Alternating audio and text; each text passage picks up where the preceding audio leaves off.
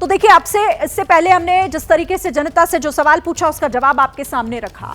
अब अगला सवाल जल्दी से आपके सामने रख देते हैं, जो मणिपुर से जुड़ा हुआ है, मणिपुर के मुद्दे से जुड़ा हुआ है। सवाल यह कि मणिपुर के मुद्दे पर संसद की कार्यवाही नहीं चलने देना सही है या फिर गलत है। 38% लोग सही मानते हैं इसे, गलत मानने वाले 51% हैं और पता नहीं कहने वाले 11%। तो मणिपुर के मुद्दे पर संसद की कार्यवाही नहीं चलने देना सही या गलत, 51%, एक बड़ा नंबर जो इसे गलत मानता है कि संसद की कार्यवाही जिस तरीके से नहीं चल पा रही है वो गलत है। दोनों मेहमान हमारे साथ बने हुए हैं, हमारे साथ सुधांशु त्रिवेदी और संजय सिंह दोनों ही बने हुए हैं। सुधांशु जी, आपके पास आते हुए, आप ब्रेक से पहले अपनी बात भी रखना चाह रहे थे, लेकिन इस सवाल के साथ जोड़ते हुए मैं सवाल करती हूं और फिर आप अपना जवाब दीजिएगा। देखिए, संसद को चलाना तो आपका काम है, किस तरीके से चलाई जाए, वहां काम जरूरी जो होने हैं वो तालमेल बैठाना विपक्ष के साथ, वो तो आपका काम है ना, क्योंकि विपक्ष तो ये कह देता है बार बार कि ना हमारी सुनी जाती है ना हमारी चलती है, हमें तो दरकिनार कर दिया जाता है।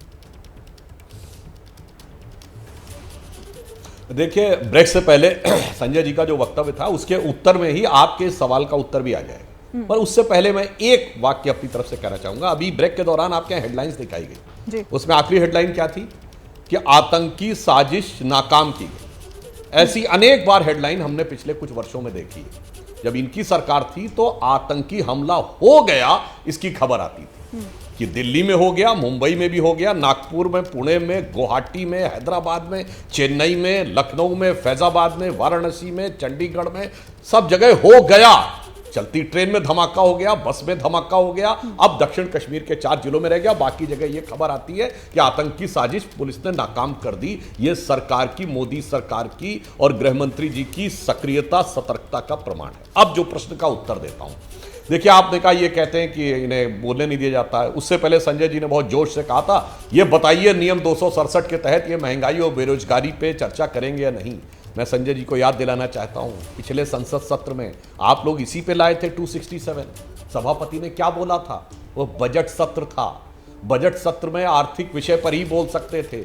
उन्होंने कहा बजट पे चर्चा होने दीजिए भाई, आप अपने कोटे का समय सारा महंगाई पे बोलिएगा, कोई नहीं रोक रहा है। चूंकि महंगाई उस विषय की परिधि है, आर्थिक विषय था, आप बोलिए, कोई नहीं रोकने वाला। नहीं बोलना था, क्योंकि इन्हें पता था कि आज बहस की गुंजाइश नहीं। मैं दर्शकों से कहता हूं, जाके नेट पे चेक कर लें, महंगाई की दर के आंकड़े उपलब्ध हैं।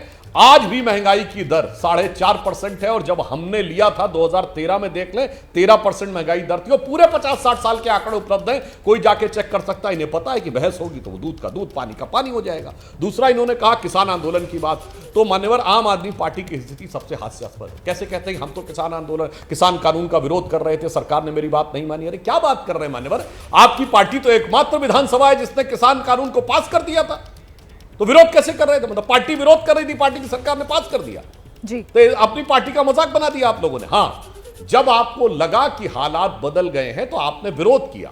अब मैं ये भी याद दिलाना चाहता हूं, जब आप लोगों ने विरोध किया तो हम लोगों ने कहा चर्चा होनी चाहिए, आपने कहा कोई चर्चा नहीं, सीधे वापस होना चाहिए। और जब प्रधानमंत्री ने सीधे वापस ले लिया तो फिर सदन में हंगामा मचाया, अरे चर्चा क्यों नहीं हो रही है। और आज मैं एक और बात कहता हूं, शिरीन जी, ये लोग बार बार कहते हैं कि 750 किसानों की मृत्यु हुई। सारा धरना हो रहा था दिल्ली में और लगभग सारे किसान, ज्यादातर किसान आए थे पंजाब में। आज दोनों जगह इनकी सरकारें, आज सूची दे दें भाई, जिसकी मृत्यु हुई होगी डेथ सर्टिफिकेट होता है ना, ठीक है, ऐसा तो नहीं मृत्यु का प्रमाण पत्र, और मृत्यु का प्रमाण पत्र मृत्यु का कारण भी लिखा रहता है। 750 की सूची दे दीजिए ना। ठीक है सुधांशु जी, इसीलिए मैं कह रहा हूं, केवल व्यर्थ का वितंडावाद बनाना, चर्चा से भागना और देश में एक नकारात्मक वातावरण बनाना। मैं जवाब लेती हूं। जैसे ही घड़ी का काटा दोपहर 2:30 पे आए, बबीता जी का दिल सास बहू साजिश के लिए मचल जाए। और ये है इनकी बहू, पूरे दिन ऑफिस की टेंशन हो जाए गॉन जब ये करें अपना फेवरेट शो फ्री टाइम पे ऑन। इनकी तरह आप भी देखिए अपना फेवरेट शो अपने टाइम पर और डाउनलोड कीजिए एबीपी लाइव ऐप अपने स्मार्ट टीवी पर।